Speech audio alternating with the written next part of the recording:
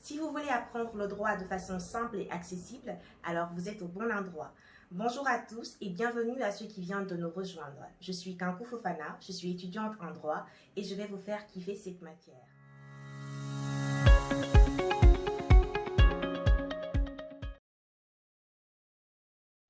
Les études universitaires ne sont pas un choix facile à faire. Et si vous avez choisi le droit, ça peut être très compliqué de vous retrouver dans un nouvel environnement qui n'est pas forcément celui que vous avez connu auparavant.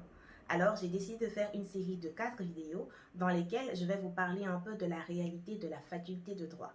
Dans la première vidéo, nous allons parler des matières que vous pouvez rencontrer en droit et également du cursus que vous pourrez suivre dans le cadre de vos études. Dans une deuxième partie, nous allons parler de l'avenir professionnel qui pourrait vous attendre à la fin de votre cursus.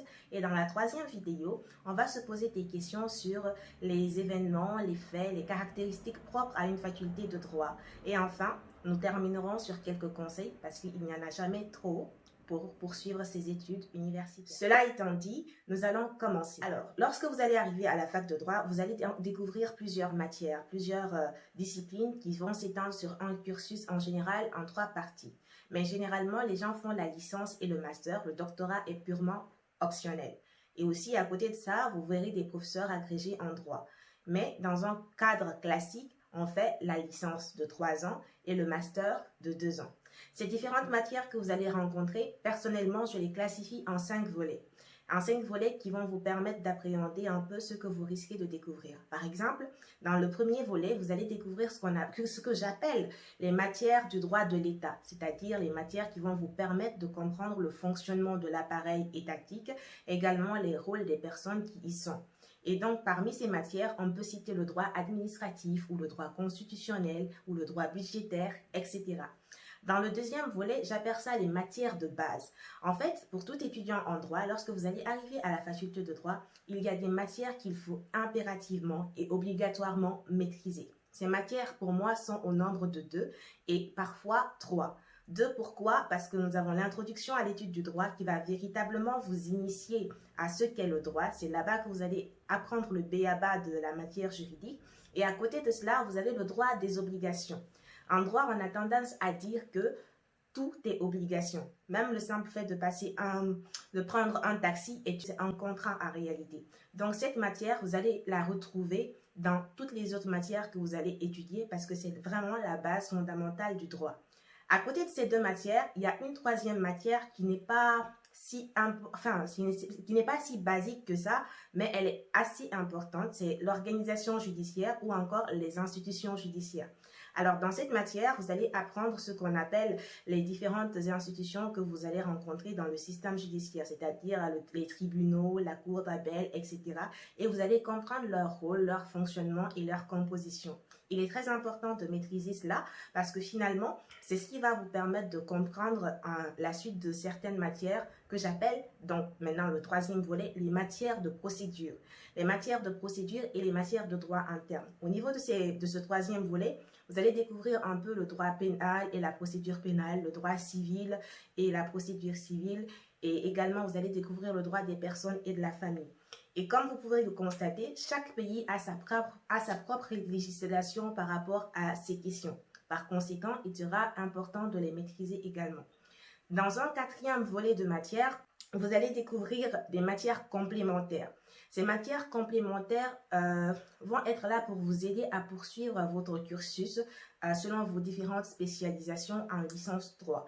Alors, cela veut dire que vous n'allez pas avoir seulement que des matières juridiques. Vous pourrez avoir des cours d'anglais, des cours de fiscalité, des cours de comptabilité, etc. Enfin, vous allez découvrir les matières de droit des affaires, particulièrement pour ceux qui sont dans l'espace OHADA. Ce sont les matières de droit des affaires OHADA, à savoir le droit des sociétés, le droit commercial, le droit des sûretés, les procédures collectives d'apurement du passif, etc. Ne vous fatiguez pas à essayer de retenir toutes ces matières-là pour le moment. C'est simplement pour vous donner un aperçu de ce qui vous attendra lorsque vous allez décider de faire des études de droit.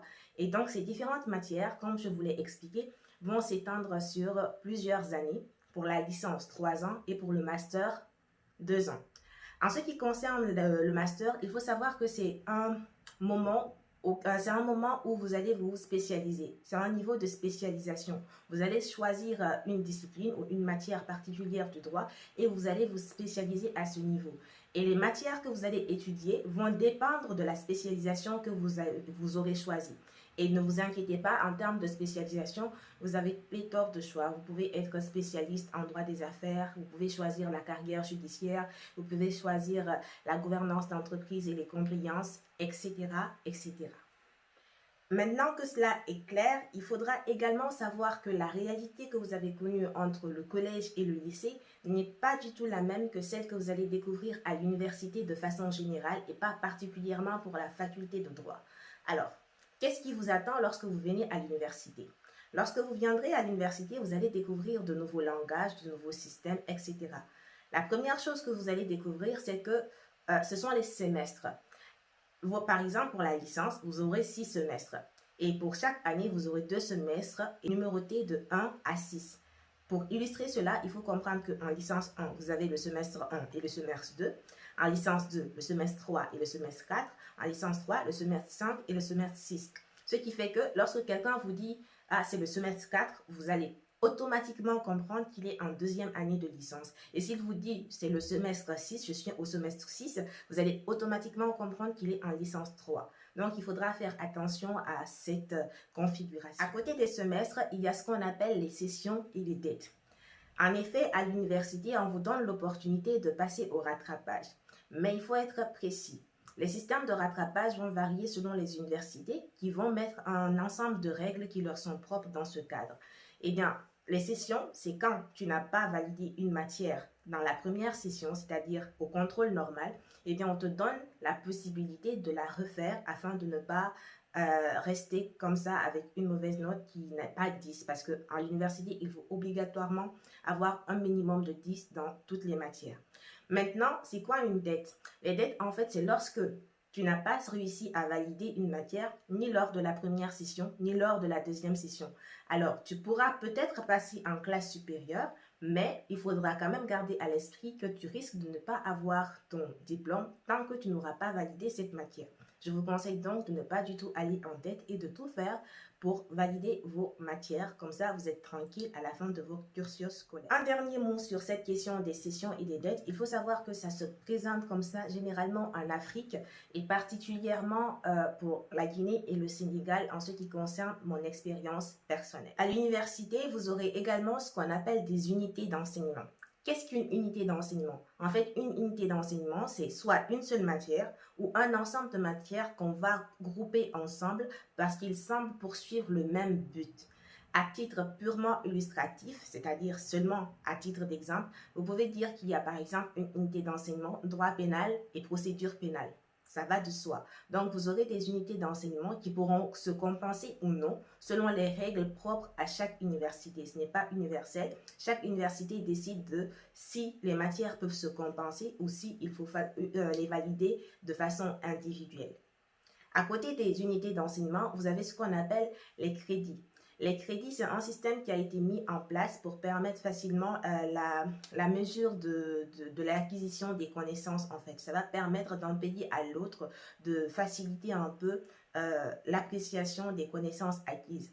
En général, nous avons un total de 180 crédits pour la licence. Vous pourrez avoir au niveau du blog des explications plus précises à ce propos. Alors, comme vous pouvez le constater, l'université, c'est un monde nouveau que vous ne connaissez pas forcément et qui a ses propres règles et ses propres codes. Donc, je vous inviterai également à vous renseigner de votre côté sur Internet, sur les différents liens que je mettrai sur le blog. Et voilà, j'espère que cette vidéo vous aura aidé un peu à comprendre le sens de ce que signifient des études universitaires et particulièrement en ce qui concerne la faculté de droit. En attendant la prochaine vidéo qui portera sur quel avenir professionnel se réserve à vous après vos études de droit, je vous invite à vous abonner, à partager cette vidéo et également à me laisser vos impressions en commentaire. Bye!